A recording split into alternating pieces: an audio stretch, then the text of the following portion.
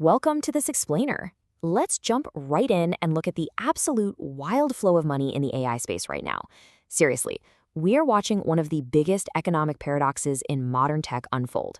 On one hand, you've got multi-billion-dollar tech giants practically setting mountains of cash on fire just to keep the lights on.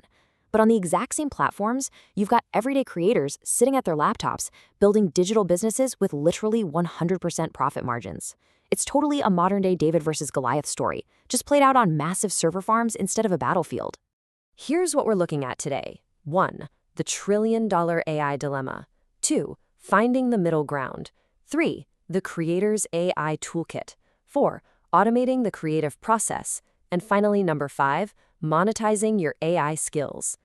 Kicking things off with Section 1, the trillion-dollar AI dilemma. Let's start super high level and look at the sheer financial weight of running these massive generative AI platforms. Because look, behind every magical text prompt or instantly generated image is a very unmagical, very expensive reality. Despite explosive growth, we all know ChatGPT reached hundreds of millions of users, the underlying economics are honestly pretty terrifying for the platforms. Over 98% of users are just sitting comfortably on free tiers. Think about that. Only a tiny fraction are actually paying for a premium subscription. Because of this massive imbalance, industry analysts are projecting that OpenAI's losses could triple to a staggering $14 billion by 2026. $14 billion. To really put that operational nightmare into perspective, a single generative AI query eats up over 10 times the energy of a standard Google search. So every single time you ask an AI to write a quick email, it's the energy equivalent of leaving a light bulb on for 20 minutes.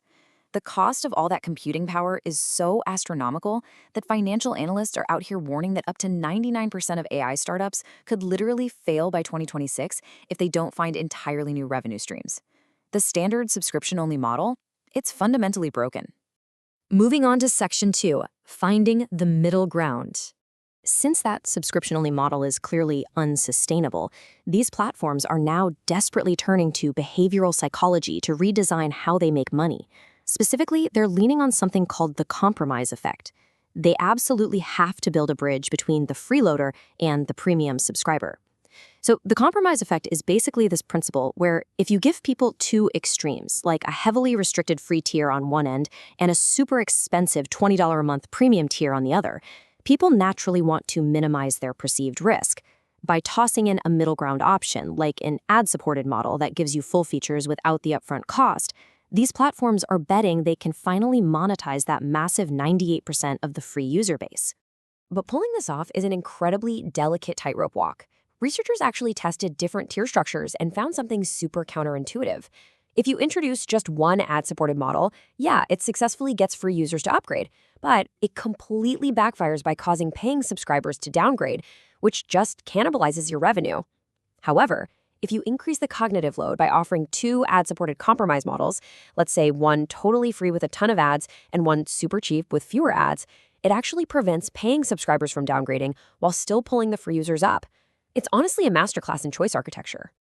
Now, throwing ads into a conversational AI is incredibly risky business. It relies super heavily on something called affective primacy theory.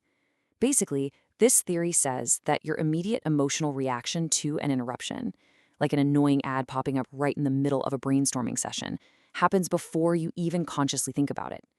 If that ad triggers immediate frustration, that split-second negative feeling completely biases how you evaluate the whole platform. It just tanks engagement and drives users away.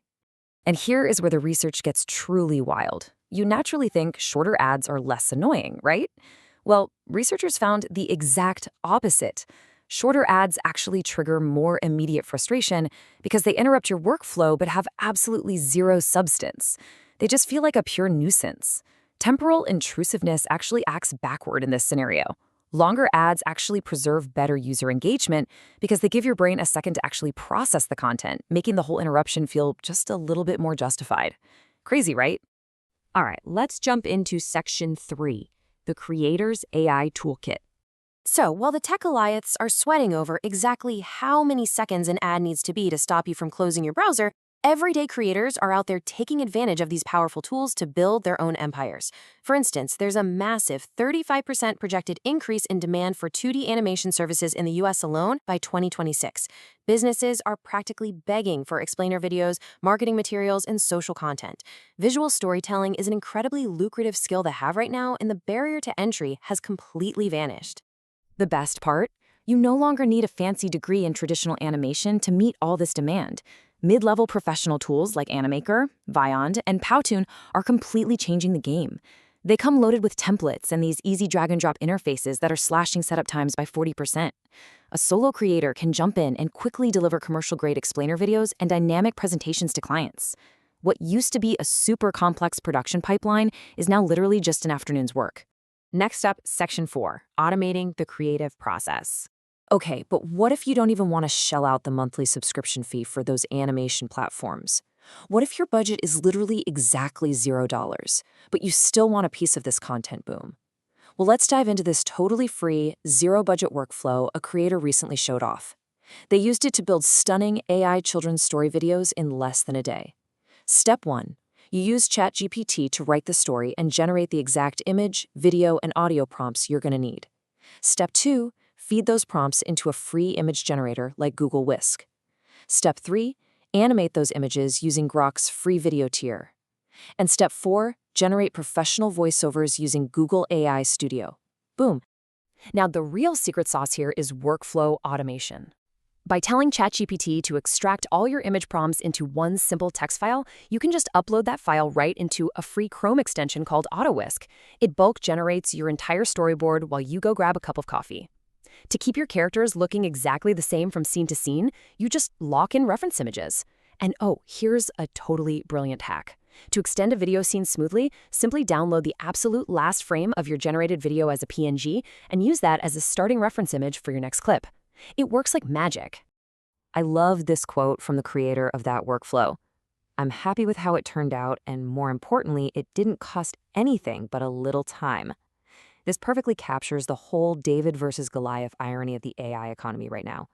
While OpenAI and Google are literally burning tens of billions of dollars just to keep the service from melting, a solo creator sitting at home in their sweatpants is extracting incredible creative value. They're orchestrating this entire multimodal production pipeline, and it doesn't cost them a single penny. And that brings us to our final part, Section 5, monetizing your AI skills. So what does this all mean for you? How can you actually turn these free tools, these zero-budget workflows, and all this massive computing power into real, reliable income? Listen, the barrier to entry for digital product creation is practically non-existent now. You can use text-to-image models to pump out high-demand stock images. Think super-specific corporate search terms like business team collaboration, and just sell them on platforms like Shutterstock. You can generate complex mandala coloring pages to sell on Etsy. You can use image-to-video tools to spin up faceless YouTube shorts or leverage AI voice models to do professional voiceover work for e-learning courses. You can even train AI models to act as digital influencers for brand sponsorships. The sky's the limit. The sheer diversity of the creator economy right now represents just pure untapped opportunity. Whether you want to offer custom, minimalist logo designs on Fiverr, generate highly detailed tattoo concepts for clients, or produce fully fledged corporate explainer videos for SaaS companies, the demand out there is absolutely vast. The tools are ready, they're waiting, and right now a lot of them are heavily subsidized by the tech giants who are just blindly chasing market dominance. And that brings us back to the grand irony of this entire AI boom. The massive overhead costs, the energy equivalent of millions of light bulbs running nonstop, that are currently crushing the tech giants, are the exact same forces empowering the focused everyday creator. The platforms are out there bearing all the infrastructure risk and the operational bleed, while they allow you to build a wildly profitable, agile business straight from your laptop. I want to leave you with one final thought to chew on today. The money in the AI space is moving incredibly fast. It's flowing away from the heavy infrastructure layers and going straight into the pockets of the people who actually know how to apply it. The tools are literally right there. The workflows are totally free. So where do you plan to position yourself in this rapidly shifting landscape? Are you just going to sit back and be the consumer watching the longer ads? Or are you going to step up and become the creator cashing the checks?